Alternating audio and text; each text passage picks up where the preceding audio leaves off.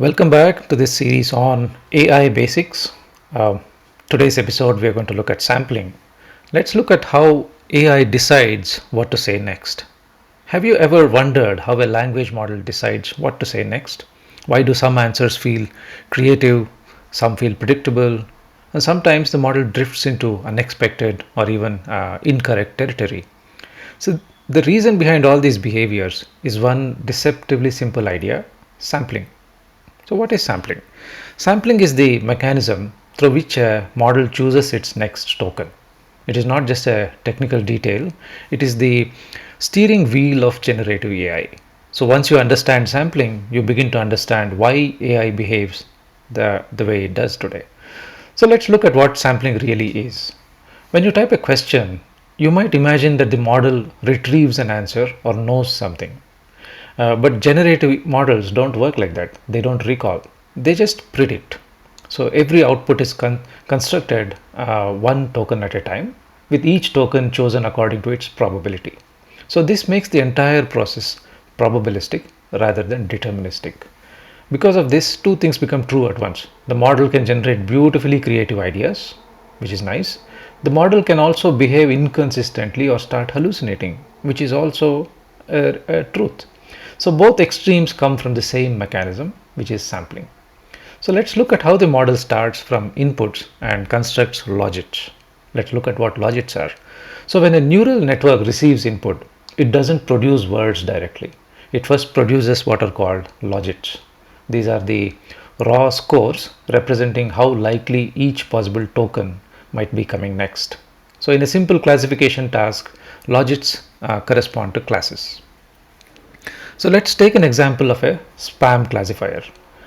So it looks at an email and produces two logits, one for spam and one for not spam. Remember, it is trying to classify the email that you gave it. So after a softmax function converts these to probabilities, you might get something like 90% probability that it is spam, 10% that it's not spam. And you make a decision. If you decide anything above 50% is spam, this email gets flagged. So language models follow the same logic, except they aren't choosing between two classes, they are choosing from tens of thousands of tokens. Every word or subword in the vocabulary receives a logit, a weight. So these logits may be large, small, positive, or even negative. They only become usable after softmax converts them into a normalized probability distribution. So once we have that distribution, the model must pick the next token based on the probability. So if we use something like greedy sampling, the simplest strategy for choosing a token is greedy sampling, which basically selects the token with the highest probability.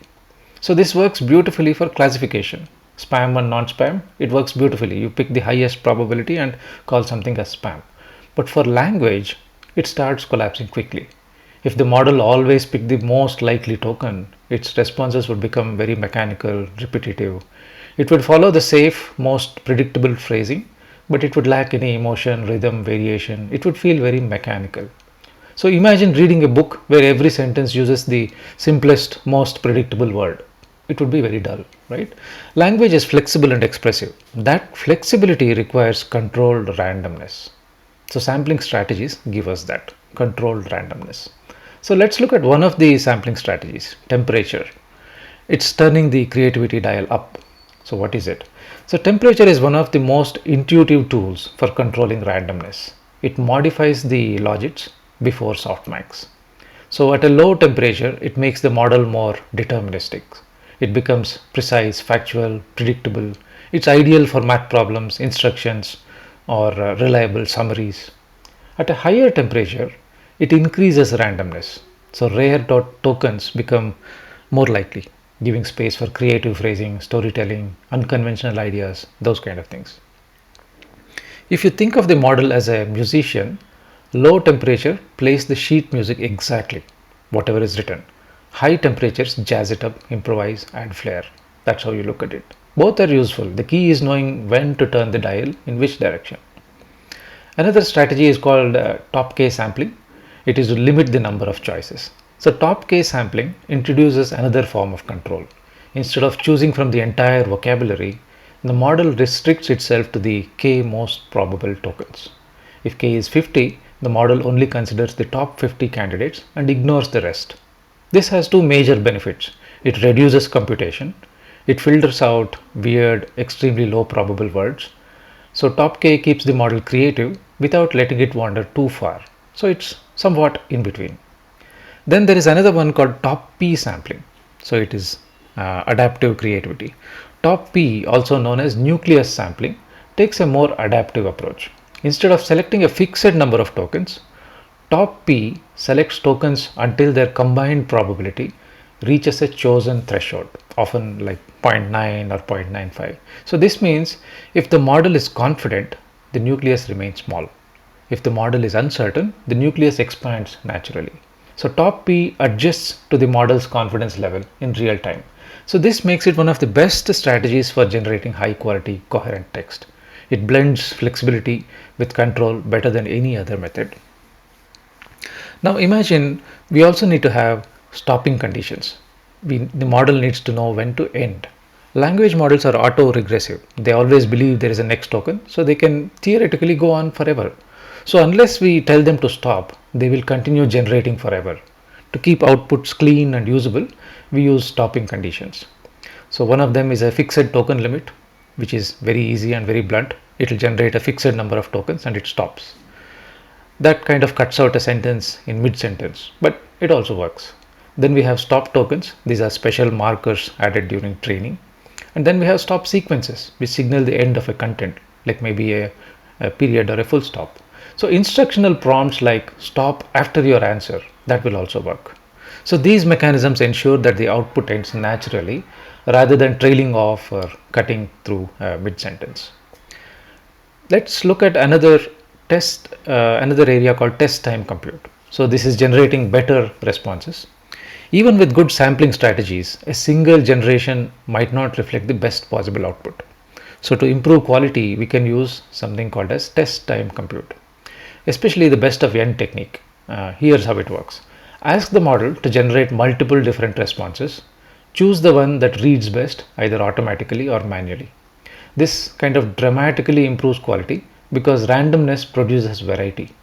One output may be dull, another may be chaotic, but one of them may be perfect. So this technique is widely used in production systems, especially for long or important responses.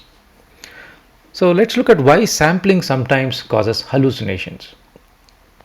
Now that we understand how sampling encourages creativity, it's easy to see how it can also cause hallucinations.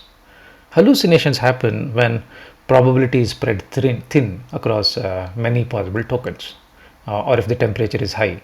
The model doesn't have enough context, or the model is asked a question it has no basis for predicting correctly. So in these situations, low probability tokens may be chosen, not because the model wants to lie, but because it is forced to guess. These guesses sound as confident and fluent as real information, which can be misleading. Thus, hallucinations are not a failure, they are a natural side effect of prediction.